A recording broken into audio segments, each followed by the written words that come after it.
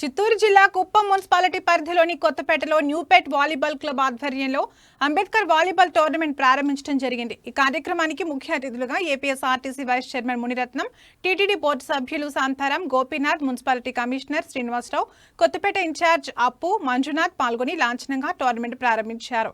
విజేతలకు నగదు బహుమతులతో పాటు అందజేస్తామని నిర్వాహకులు తెలిపారు. ఈ కార్యక్రమంలో వాలీబాల్ ఆటగాళ్లు, టీడీపీ నాయకులు హరినాథ్ గౌడ్, కృష్ణ, మంజునాథ్ పాల్గొన్నారు.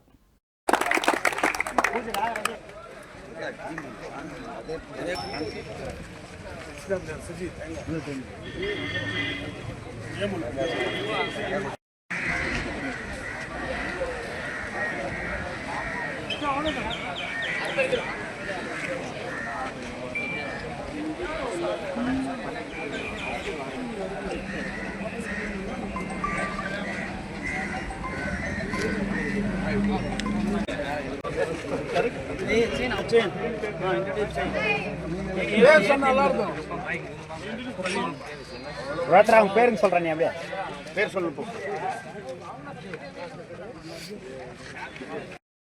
కొత్తపేట అంటే మాకు ఎప్పుడు చాలా మాకు గౌరవం, ప్రాధాన్యత ఉంటుంది. ఎందుకు తెలుసా?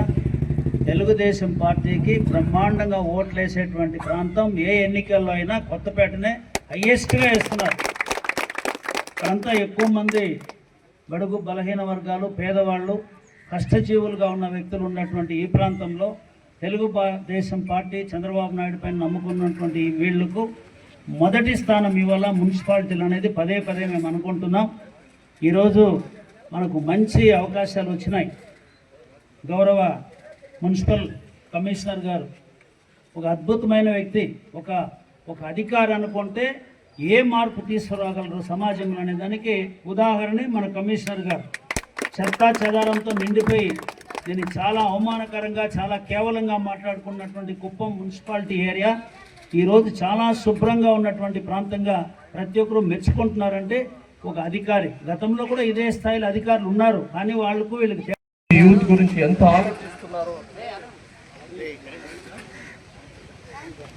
ఆలోచిస్తున్నారనే విషయాన్ని మనం ఆ పెద్ద ఆయనకి మనం అందరూ మన యూత్ తరఫున, కుప్పం నియోజకవర్గంలోని యూత్ తరఫున థ్యాంక్స్ చెప్పాలని కోరుకుంటూ, మరియు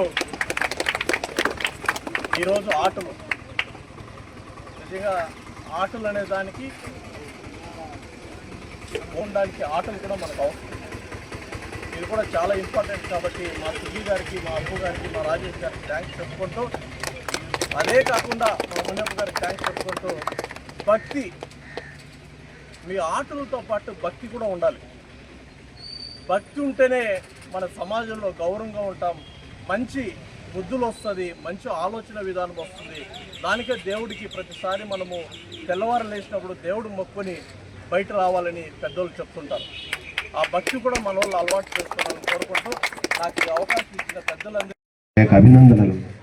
ఇక్కడికి వచ్చిన తర్వాత నాకు అర్థమైంది ఏంటంటే, టీఎస్ఎం సార్కి, మాకు, గౌరవ ఎమ్మెల్సీ సార్ కంచల్ శ్రీకాంత్ గారికి, శాంతారాం గారికి, గోపి గారికి అందరికీ మా పని ఏమర్థమైందంటే, ఇక్కడ చూసిన తర్వాత క్రీడలతో పాటుగా ముఖ్యంగా ఈ క్రీడలు నిర్వహిస్తున్న పిల్లలందరికీ కూడా శిరస్సు వంచి ఆధారవందనాలతో అభినందనలు. ఎందుకంటే ఇట్స్ గుడ్. ఎప్పుడైనా క్రీడ అంటే అది యాక్టివ్, అది అసలు అది ఎప్పుడూ అప్రిషియేట్ చేయవలసిందే.